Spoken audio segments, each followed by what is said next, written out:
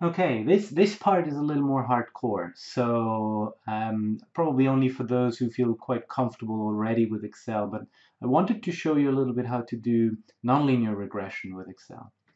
And so I've already plotted, I've calculated the percent inhibition, I've calculated average and standard deviation, and I'm going to use what's called the Hill equation. Now, I've copied the Hill equation here from the website, doesn't really matter. This is the formula for the Hill equation. So I'm going to retype it in Excel just to help me think about it. So it's y equals to minimum or bottom plus maximum or top minus bottom or min divided by 1 plus 10 to the power of log EC50 minus the log of x times the slope. That's the equation. That's the Hill equation here, right? Now, the other important bit is that the Hill equation actually works on a log scale, works on those responses that are plotted on a log scale. See how it's using log EC50 and log of x. So I'm going to calculate right away, I'll do it somewhere here, I'm going to calculate right away the log of the concentration. So this is log of x, and there's a function called log, so equal log of that number. If I don't specify to what base, it's log 10. So I'm doing, this is the log 10 of 2. I'm going to drag it down to calculate the log 10 of this value here. I'm going to create the graph now. So insert, scatter graph. Let's grab some data, which I don't want it to grab. Select data. My x value will be the log of x that I've just calculated, and the y value still is the average value, right? So, okay. Something I forgot to show in the previous video is the standard error, which I'd like you guys to add. So you just go add element, error bars, and you go more options. Where are they? Error bars, more error bars options. Ah, here they are. So there they are on the right. I want custom. I want to specify the value, and the positive error bar value will be that. The negative error bar value will be that. Okay, and then you get rid of those weird y bars. I don't know why it does that. So here's our graph. I'm now going to add, as always, my axis titles. So this is going to be PCP concentration log value micromolar. And I'm going to add my y-axis as well, which is percent inhibition. Okay, good. So that's my graph. That's the graph I'm looking at. That's the standard error. That's the dose response curve we were looking at a little bit earlier. You'll notice it's a little bit wider because I'm using log scale. So these aren't as scrunched up on the right as they were in the previous graph. Okay, now I need to do what I'm going to do is called a nonlinear regression analysis. Now, for that, I'm going to use an add-in into Excel called Solver. So need to make sure you have it. So you go to File, Options, Add-ins, Manage Excel Add-ins, and click on Go. And then make sure you've ticked the Solver add-in and click OK. Okay, so that will have added the Solver add-in, which you'll see in a minute.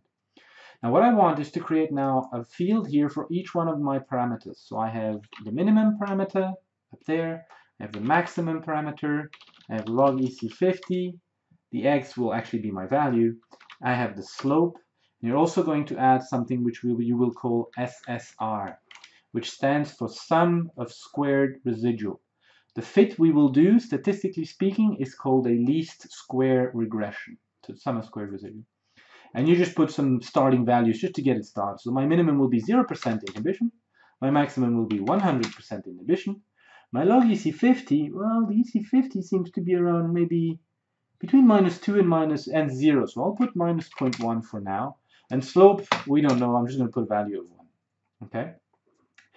Now, I'm going to use this equation to try to calculate. So this is how I can calculate my y value, my percent inhibition, from my log value, right?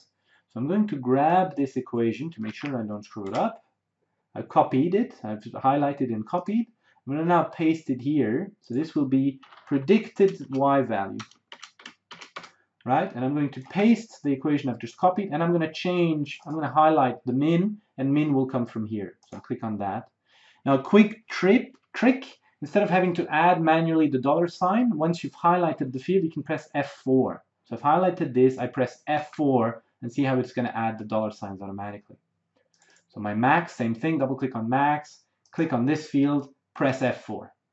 Double click my min, this field, F4, that fixes it. My log EC50, here it is, F4.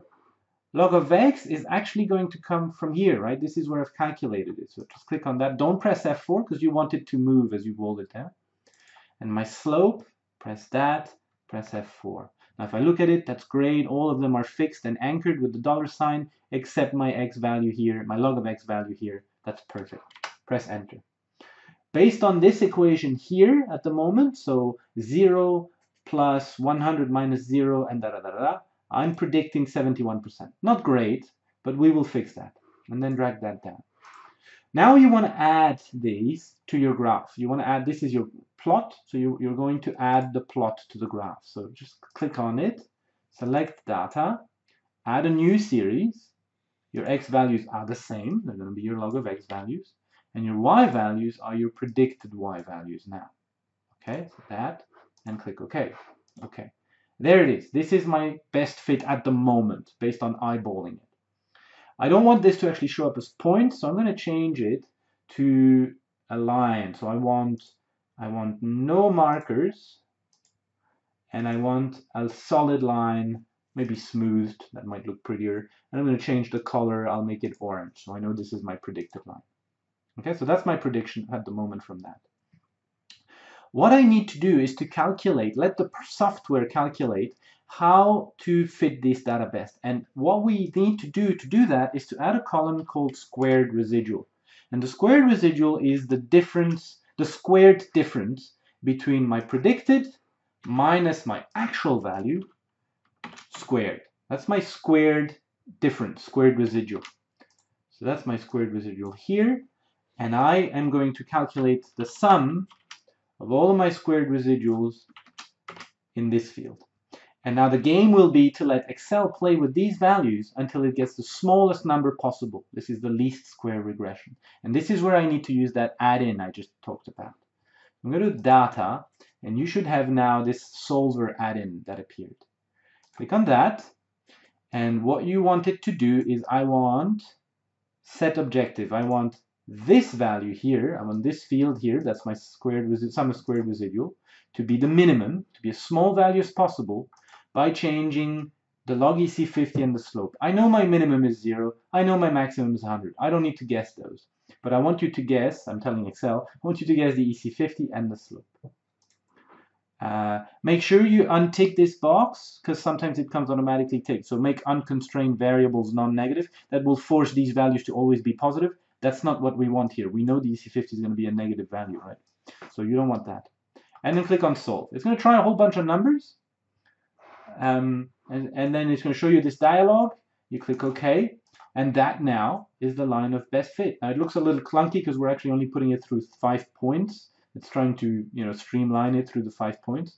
You can make the line a lot neater by actually calculating this for a lot more than just the 5 points. But I don't really want to get into that. I mean, we could do it very quickly. I'm going to do it very quickly here. I'm not going to explain it. It will make sense. So I'm going to do that. Predicted value is going to be here. I'm going to start with a log of x at the top that I have, and I'm going to do a small step change every time to go all the way to the bottom that I have, which is minus 0.9. So I'll go all the way to that. Predicted is going to be the same exact calculation. So I'll plop that, copy it. Now I want to move my orange line from these 5 points to these 10 or so points. And I need to re-add the line. Where's the line gone? My line's gone. My line's disappeared. Why has the line disappeared? I want a solid line. Here we go. Solid line orange. There. Now you can see it looks much nicer. It's because of the rounding error. And you see how great of a fit that is? It's fitting through every point. I don't have to get rid of my top. I don't have to get rid of the bottom to try to fit the linear curve. It's fitting perfectly to the data point that I have. You can even calculate the R-squared. This is a little farther than I want to go in this tutorial. What is my EC50? Well, it's actually a parameter in my equation. Here's the log EC50 minus 0.19. And so if I want to calculate the EC50, all I need to do is equals 10 to the power of this log value, 0.64. 0.64 what? Micromolar. Very close to the 0.68 we had with the linear regression, so that's kind of nice to see. But this fits all of the data set. So that's the strength of this, that's the power of this bit. All right, that's it. Good luck, and I look forward to seeing your report.